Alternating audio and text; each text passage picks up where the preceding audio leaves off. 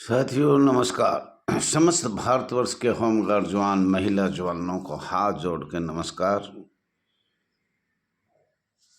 साथियों मैं कह रहा हूं, कल मेरे से 28 तारीख को कोई गलती हो गई थी। जो आम सभा जनरल मीटिंग जंतर मंतर नई दिल्ली की जा रही है वो 16 दिसंबर 2024 को बार सोमवार को है, वो रविवार लिख दिया गया गलती से, इसलिए हाथ जोड़ के क्षमा चाहता हूँ। All India home guard welfare association register number 34,987 की मीटिंग, स्थान जंतर मंतर नई दिल्ली, समय 10 बजे से 3 बजे तक और दिनांक 16 दिसंबर बार सोमवार 2024। ये एक दूसरे के पास भेजने का कष्ट करें। हम बार बार लिखेंगे फिर भी भूल जाते हैं, क्योंकि ये चैनल वीडियो कोई पढ़ता है कोई नहीं पढ़ता है पूरे भारत में, तो इसलिए हाथ जोड़ के क्षमा चाहता हूँ। याद रखना है 16 दिसंबर बार सोमवार 2024। कैलेंडर में बूढ़ा आदमी, देखने से गलती होगी, मुझे आशा है कि आप क्षमा कर दोगे। तो साथियों ये बात एक दूसरे को जरूर भेजना है, जरूर से जरूर भेजना है, गलती मत करना। मैं भी बार बार सभी को लिखूंगा। और मैं all India home guard welfare association register number 34,987 का राष्ट्रीय अध्यक्ष रघुवीर सिंह दहिया, मोबाइल नंबर 99 96 31 88 89।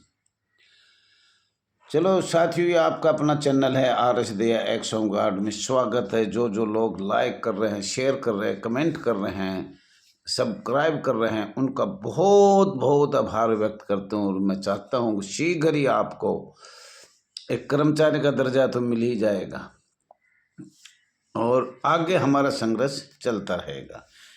और हम तो मांगेंगे अर्धसैनिक बल, पैरामिलिट्री फोर्स, और यही हम देंगे। लेकिन कुछ बात मैं बता रहा हूँ जो मैं कह जाता हूँ। All India home guard welfare association जो 16 तारीख को ज्ञापन देगी उसके बारे में बात करेंगे, प्रमाण सहित भेजेंगे। लेकिन उसमें कुछ बिंदु, कुछ यूजर के बिंदु बता रहा हूँ। साथियों आज दिनांक 29 नवंबर 2024 को मैं ये बता रहा हूँ, 16 दिसंबर बार सोमवार को सन 2024 को जंतर मंतर नई दिल्ली मीटिंग है। समय 10 बजे से 3 बजे तक। दिनांक 16 नवंबर बार सोमवार 2024, स्थान जंतर मंतर नई दिल्ली। एक यूजर ने लिखा है संस्था का नाम बदलने पर। साथियों संस्था का नाम तो बदला ही नहीं जा सकता, किसी भी कारण से नहीं बदला जा सकता। अभी बदला जाएगा लेकिन अभी नहीं बदला जाएगा। डिफेंस ऑफ एक्ट इंडिया 1915, ये डिफेंस एक्ट है, इसके अधीन काम कर रहे हैं हम। Defence act of India 1935, defence of India act 1962 माननीय गृह मंत्रालय भारत सरकार के अधीन है। और संविधान में भी संशोधन करना या कोई भी संशोधन करना वो हमारे इस संस्था का कार्य भारत सरकार का है। शक्तियां हैं, केंद्र सरकार के पास पूरी शक्तियां हैं। और यहाँ हो सकता है मैं थोड़ा घोल मोल के बताऊं, क्यों ज़्यादा लीडर बन जाएंगे सब, अपोजिशन वाले इसको जबकि जब उठाएंगे, तो इसलिए थोड़ा सा लिखेंगे, जब बिल्कुल खोल के लिखेंगे। कंप्यूटर में एक एक अक्षर नहीं छोड़ा जाएगा, कोई गलती से छूट जाए तो पता नहीं। एक यूजर ने लिखा है कि राज्य कर्मचारी का दर्जा कैसे दिया जा सकता है। मतलब उसको लिखा है, कल ही लेटर आया है, उसका नाम नहीं लेंगे, वो बड़ा नेता है और पता नहीं किसने भेजा है, नाम उसका है। तो वो कह रहा है कि भाई राज्य कर्मचारी का दर्जा दिया जाए। साथियों हम आपको बार बार बता रहे हैं, राज्य कर्मचारी का दर्जा कैसे दिया जा सकता है जब तक माननीय गृह मंत्रालय के अधीन एवं राज्य सरकार भारत सरकार को राज्य अपने राज्य में विधानसभा में लिखित अपना प्रस्ताव पास करके भेजे। ऐसे ऐसे नहीं जाएगा। जैसे आपने लिख दिया कह दिया, ऐसे नहीं होगा। मैं बता रहा हूँ, हर बात का तरीका है। अमेंडमेंट इम्प्लीमेंट जब होता है जब किसी बात का जोर हो। आपकी राज्य सरकार तो अपने विधानसभा में कोई 2 अक्षर भी लिखना नहीं चाहती। अगर ये लिख के दे तो कुछ ना कुछ हो सकता है, पर कोई भी राज्य सरकार या केंद्र शासित सरकार या विंग वोटर लिख के ही नहीं दे रहे। तो राज्य सरकार का तो मतलब ही नहीं है। और राज्य सरकार के इसीलिए मतलब नहीं है, अनुच्छेद 55 का संविधान देखा जाए, जो लिखता है वो पता नहीं उसके साइन कैसे कर देता है या नाम कैसे लिखता है। एक रूपता के लिए, एक देश के लिए रखने के लिए ये बनाया गया था, जो आपको बार बार 1959 दिल्ली होमगार्ड के नियम में देखो और कहीं के नियम में देखो, सबके पूरे भारतवर्ष के जितने भी बॉम्बे एक्ट 1947 पढ़ के देखो, भारत का संविधान पढ़ो और कुछ पढ़ो, जब तो कुछ पता लगेगा। और खाली लिख दिया राज्य कर्मचारी का दर्जा फलाने दिया जाएगा, कैसे दिया जाएगा? उसका प्रमाण दो, हमें बताओ ना। हम बता रहे हैं, अनुच्छेद 55 संविधान का देखा जाए, सभी चार्टर देखे जाए। अब वो उसको यही नहीं पता चार्टर केंद्र सरकार के अधीन होता है या राज्य सरकार के अधीन होता है। लिखने में तो कोई भी किसी का नाम नीचे लिख दिया जाता है। और मैं क्षमा चाहता हूँ उसको कहने के लिए कि मैं इतना बोल रहा हूँ। चार्टर, माननीय गृह मंत्री ने 22 नवंबर को बोला था चार्टर, होमगार्ड का चार्टर। तो ये होमगार्ड का चार्टर देखा जाए 1833 1853, नगर सैन्य गृह रक्षक होमगार्ड गृह रक्षा वाहिनी केंद्रीय शासित प्रदेश दिल्ली पांडिचेरी, प्रदेश होमगार्ड विंग बॉर्डर होमगार्ड केंद्र शासित होमगार्ड। पढ़ने की कृपा करें, क्योंकि बॉम्बे एक्ट 1947 क्या है ये भी पढ़ के देखेंगे। ये बॉम्बे एक्ट पूरे भारत में क्या, अभी आपको बताया है, केंद्र शासित प्रदेश में भी है, प्रदेश होमगार्ड में भी है और विंग बॉर्डर में भी है। तो इस पर ध्यान दिया जाए, ये है क्या। लेकिन लिखने को तो कोई कुछ भी लिख सकता है जी, ये मेरे बस की बात नहीं है। हमने 2020-21 से 2024 तक जो मैं बोल रहा हूँ वो सब लेटर भेज रखे हैं भारत सरकार को, और अब तीसरी बार भेजे, चौथी बार भेजे जाएंगे। एक एक अक्षर बता सकता हूँ, कोई आके देख सकता है।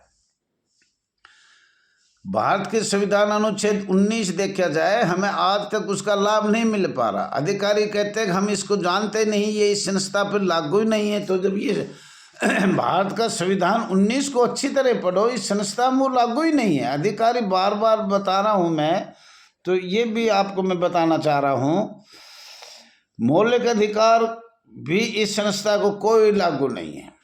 कोई मतलब मौलिक अधिकार की बात कर ही नहीं सकते। और न कोई सुनता है, न सरकार सुन रही, न राज्य सरकार सुन रही, न भारत सरकार सुन। मानवाधिकार का भी संस्था को कोई अधिकार नहीं है। 2011 की रिपोर्ट पढ़ के देख लेना, साफ साफ लिखा है, पर कोई अधिकार नहीं दिया गया। माननीय सर्वोच्च न्यायालय एवं माननीय हाई कोर्ट का फैसला, माननीय कमांडेंट एवं जिला कमांडेंट, माननीय पुलिस अधिकारी एवं माननीय होमगार्ड डीजी कोई मान्य नहीं करता है, मान्य ही नहीं करते हैं। बहाली हो, वेतन हो, कोई भी कुछ हो, बार बार सर, हम कितनी साल से 2015 नहीं, उससे 2003 में भी समान कार्य समान वेतन आया था, और माननीय सुप्रीम कोर्ट का आदेश है। लेकिन लागू कब हुआ है? 2016 में। और ये बार बार आया माननीय सुप्रीम कोर्ट का फैसला, पर नहीं किया सरकार ने, क्योंकि हमारी एकता नहीं है। एकता के कारण है ना, हम आपको और भी पुराना दिखा देंगे जो माननीय सुप्रीम कोर्ट ने समान कार्य समान वेतन किया था।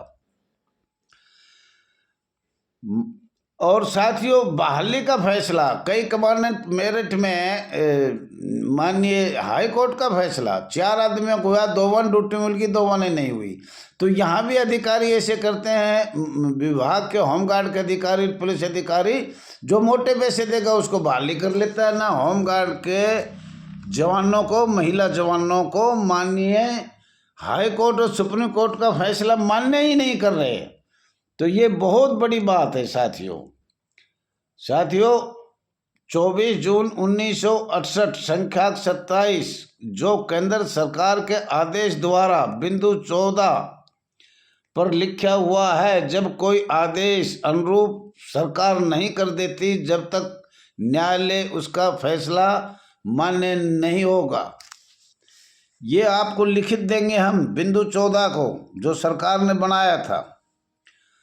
तो साथियों, ये आपको हम वो बात बता रहे हैं जो आपको शायद जंतर मंतर भी नहीं बता पाएंगे, समय भी कम है, और इसको खोल के बताएंगे हम सरकार को, तो खोल के लिखेंगे।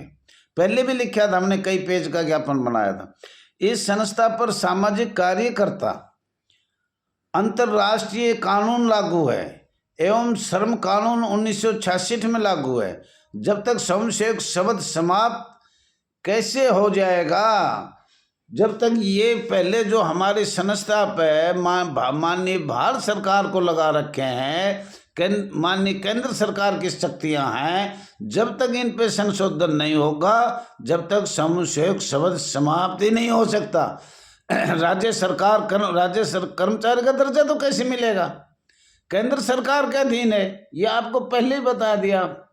डिफेंस ऑफ एक्ट इंडिया पहले से अंग्रेजों ने बना रखा है, उसका मार्शल लॉ कानून पढ़ो, आपातकाल लॉ कानून पढ़ो, तो कुछ बात बन सकती है। साथियों, वैसे आपको ये गुमराह कर रही थी सरकार इतनी सालों से। अब ये थोड़ा सा मोटा मोटा मैं बताता हूँ, मेरा समय भी होगा। कंडम बोर्ड अनेक प्रदेशों में खत्म है। 1 वर्ष में 12 दिन की कैजुअल छुट्टी अनेक प्रदेशों में लागू है। 1952 का EPF फंड जो बनाया गया था जवानों के लिए, वो कई प्रदेशों में लागू हुआ है। अब 1952 कब था ये भी देखो।